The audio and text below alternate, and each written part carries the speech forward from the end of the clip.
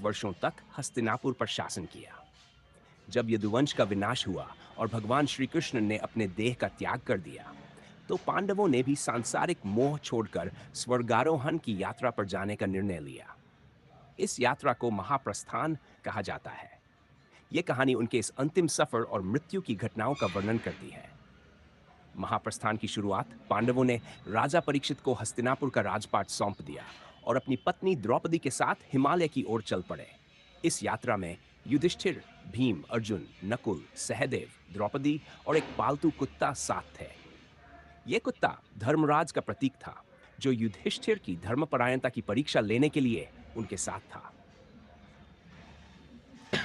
द्रौपदी की मृत्यु सबसे पहले द्रौपदी ने अपनी जीवन यात्रा समाप्त की। जब युधिष्ठिर से इसका कारण पूछा गया, तो उन्होंने कहा कि द्रौपदी ने अर्जुन को अन्य पांडवों से अधिक प्रेम किया, इसलिए वह पहले गिरी।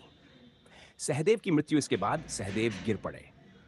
युधिष्ठिर ने बताया कि सहदेव को अपने ज्ञान पर अत्यधिक गर्व था और यही उनकी मृत्यु का कारण बना। नकुल की मृत्यु सहदेव के बाद नकुल गिरे। युधिष्ठिर ने इसका कारण बताया कि नकुल अपनी सुंदरता पर घमंड करते थे, इसलिए उन्हें भी अपनी मृत्यु का सामना करना पड़ा। अर्जुन की मृत्यु फिर अर्जुन गिर पड़े। युधिष्ठिर ने कहा कि अर्जुन ने महाभारत युद्ध के बाद गर्व किया कि उन्होंने संसार में ऐसा कोई धनुर्धर नहीं है जो उन पराजित कर सके। ये घमंड उनके पतन का कारण बना। भीम की मृत्यु भीम, जो सबसे बलशाली थे, अंत में गिर पड़े।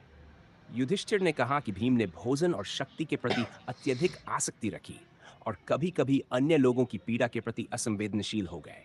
यही उनकी मृत्यु का कारण बना।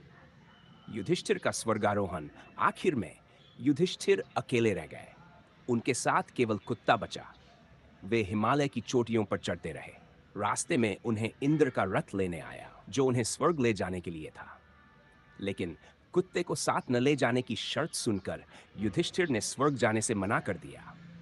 उन्होंने कहा कि वह किसी भी परिस्थिति में अपने साथियों को नहीं छोड़ सकते, चाहे वह इंसान हो या पशु। यह देखकर धर्मराज ने अपना असली रूप प्रकट किया और युधिष्ठिर की धर्मपरायणता और निष्ठा की प्रशंसा की। इसके बाद युधिष्ठिर को अपने शरीर के साथ स्वर्ग जाने का सौभाग्य प्राप्त हुआ। निष्कर्ष, पांडवों की मृत्यु स्वाभाविक नहीं थी, बल्कि उनके जीवन के दोषों और उनके कर्मों का परिणाम थी। यह कहानी हमें यह सिखाती है कि जीवन में अहंकार, मोह और अनुचित आसक्ति का त्याग करना आवश्यक है।